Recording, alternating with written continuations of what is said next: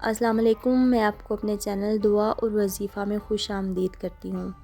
ناظرین، آج کی میری ویڈیو ان تمام لوگوں کے لیے ہے جو کہ کرائے کے مکان میں رہتے ہیں اور دلی خواہش رکھتے ہیں کہ ان کا اپنا ذاتی گھر موجود ہو اور وہ اس گھر میں آزادی اور سکون کے ساتھ زندگی گزاریں۔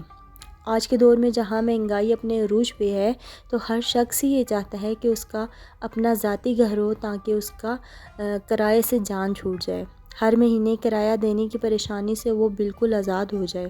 مہینہ کیسے گزر جاتا ہے اور اگلا کرایہ سر پہ موجود ہوتا ہے، یہ تکلیف وہی سمجھ سکتا ہے جس کے اپنے سر پہ ذاتی چھت موجود نہ ہو۔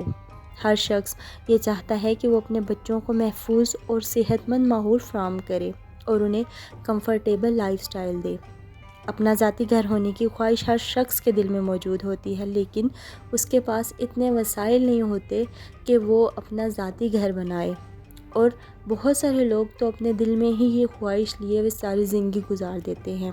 انشاءاللہ تعالی میں آپ کو آج ایک ایسا وظیفہ بتانے جا رہی ہوں جس کے کرنے سے آپ اپنا ذاتی گھر لے سکتے ہیں، لیکن اس کی شرط یہ ہے کہ آپ کو اللہ تعالیٰ کی ذات پہ اور اس کے کلام پہ یقین کامل ہونا چاہیے۔ آپ اپنے پورے یقین کے ساتھ یہ عمل کریں تو انشاءاللہ تعالیٰ اللہ تعالیٰ آپ کی خواہش کو پورا کرے گا۔ وہ اللہ تعالیٰ جو دن کو رات اور رات کو دن کرتا ہے، اس کی قدرت میں سب کچھ ہے، تو انشاءاللہ تعالیٰ وہ یہ دلی مراد بھی پوری فرمائے گا۔ آج میں آپ کو جو وظیفہ بتانے جا رہی ہوں وہ ایک ایسی آیت ہے جس کو حضرت یونس علیہ السلام نے مچھلی کے پیٹ میں پڑھا تھا اور اللہ تعالیٰ نے ان کی پریشانی کو ان سے دور کر دیا تھا۔ تو یہ آیت جو سی ہے وہ سورہ الانبیاء کی آیت نمبر 87 ہے۔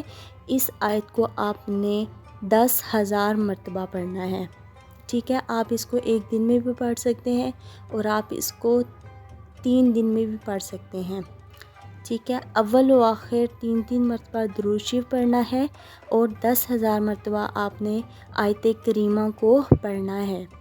اور آخر میں بس اللہ تعالیٰ سے یہی دعا ہے کہ اللہ تعالیٰ جتنے بھی بے گھر ہیں، جن کا اپنا گھر نہیں ہے، اللہ تعالیٰ سب کو اپنی چھت، اپنا گھر نصیب فرمائے، آمین۔